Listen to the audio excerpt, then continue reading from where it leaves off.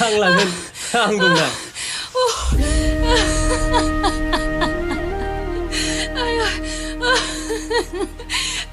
र फाग्ला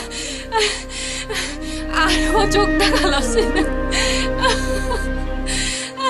सानै साथाम बयफ्रेन्ड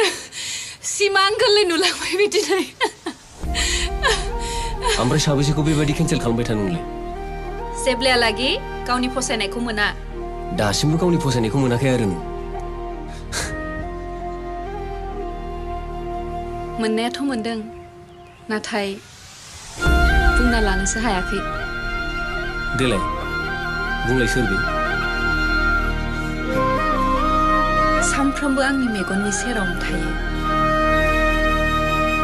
आंजों सावरायो आरो बेनो जाबाय मामि फैनायसाय आंखौ एसे जायगा बेरायहो